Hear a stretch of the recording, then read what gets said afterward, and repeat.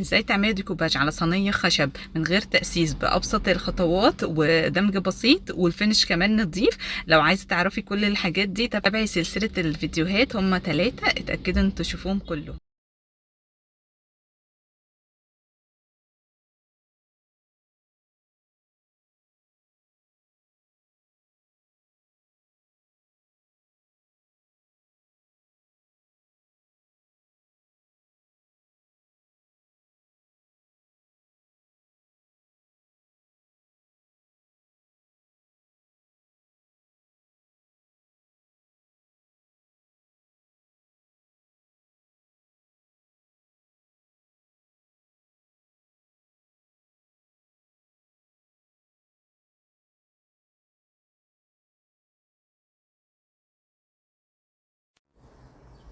هنا انا اسستها بقى باللون الابيض علشان الورقه لما هحطها لازم يكون تحتيها ابيض، لان انا مخففه الاطراف.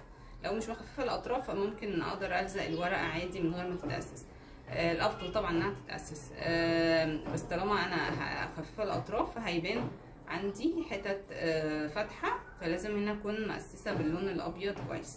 فانا اسستها بالجيسو اللي هو بيكون مقدار من الغير الابيض عليه مقدار من بودره التلج، وبدوبهم بشويه ميه، وبعدين احط مقدار او مقدارين من اللون الابيض. عايزين تحطوا لون ابيض بلاستيك اللي هو GLC، او عايزين تحطوا سايبس 700، او تحطوا على حاجه تحطوا جوتن اللي هو فينوماستيك، براحتكم يعني. كل واحد بقى والبادجت بتاعه، ولو في عايز يحط اكريليك برضو كله يعني بيشتغل.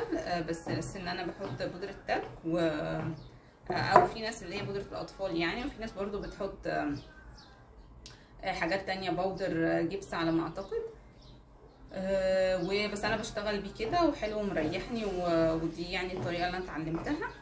بعد كده بتحطوها بقى في علبة وتشتغلوا بيها عادي كل ما تيجوا تأسسوا حاجة. هسيبها تنشف وبعدين هلزق الورقه معاكم ونشوف بقى نلزقها ازاي. مع السلامه. هنا بقى دي الدرجه الثانيه، عايزه اعمل درجه فاتحه زي الصينيه، زي سوري الورقه، فدي اغمق. هفتحها بقى بالبلاستيك الابيض عادي بتاع جوتن فينوماستيك، احسن حاجه طبعا. بس لو عايزه اقلل شويه، انا عن نفسي بشتغل بصراحه بGLC 30 درايكون اللي هو ده. بس هفتحه علشان يبقى نفس درجة الخلفية.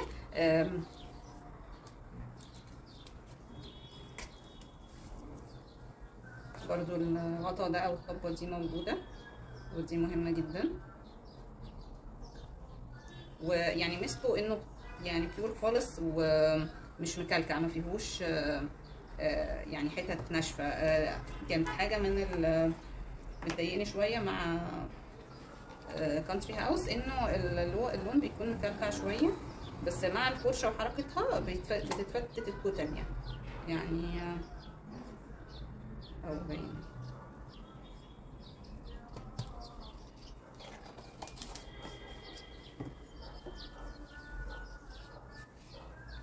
بس هبتدي بقى احط من هنا لون.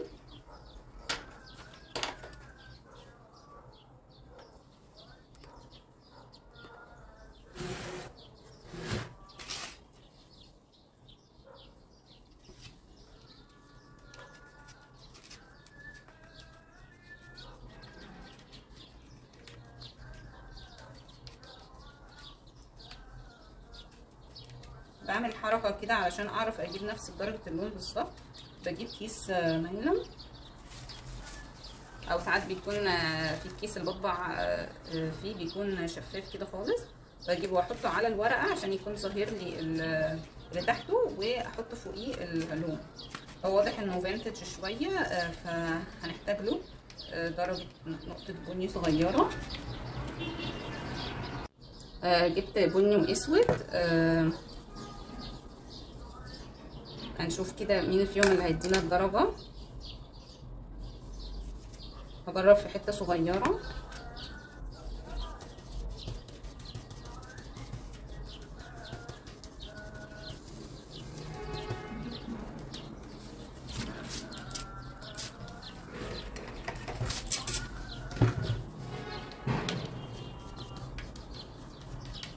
هو الاسود مدي درجه جرايه اهو جميله. فتمام. يبقى انا كده هحط من الاسود،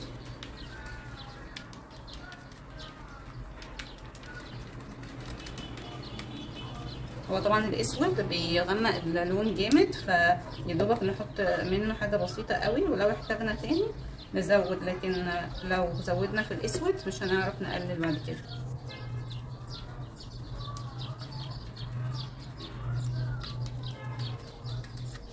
يعني شفت النقطه دي كده غمقته جامد.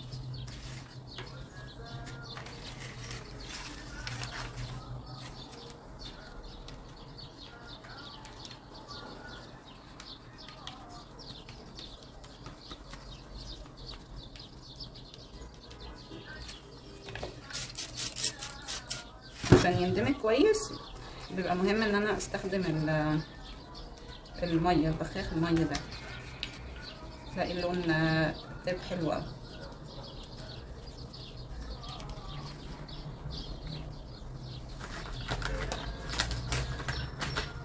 وانا بحط الفرشه دي غلط هنا على الورقه، فبكون انا دهناها اصلا ورقيش اول ما بجيبها، فبيكون سهل ان انا لو حصل بقعه زي دي ان انا اشيلها بالورقه. نروح تاني خالص. بعد كده هنا برضو نشف، لو محتاج صنفره صنفره.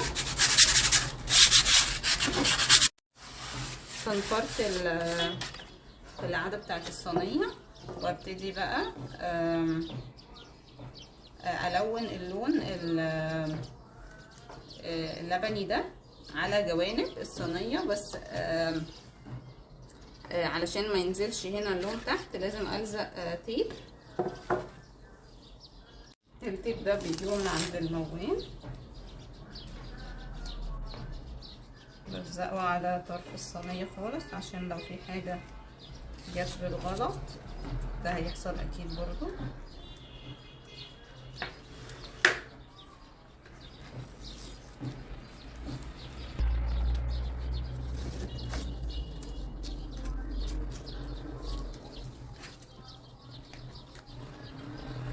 هو ميزته ان هو بيبقى عامل زي الورق، فاول ما تقطعيه كده هتقطعي.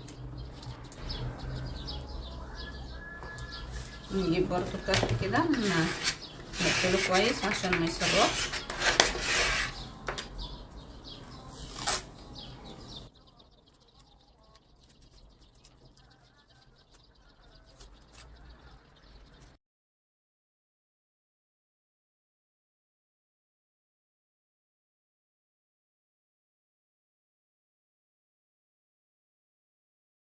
كان في حته زياده هنا هتمنع الدهان يدهن فوق، فانا شلتها.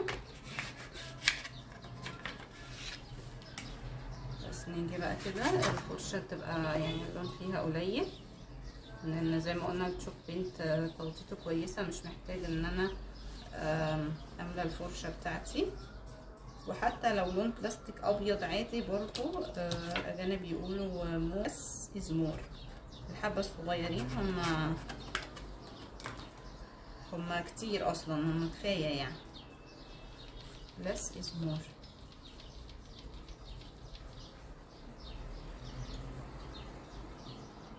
خد بالي بقى مع التيب يعني ان هو برضو رفيع شوية.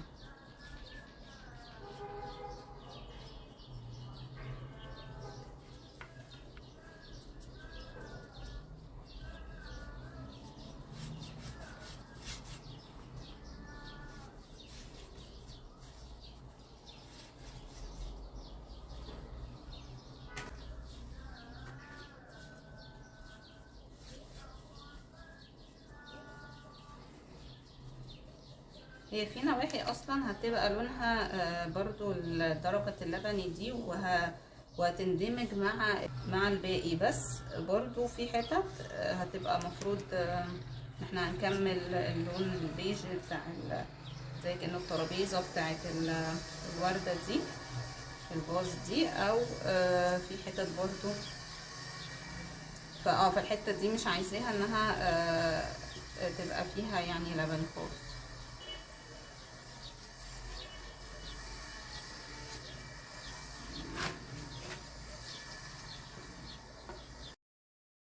ولو عجبكم الفيديو متنسوش دعوة حلوة ولايك وسبسكرايب. مع السلامة.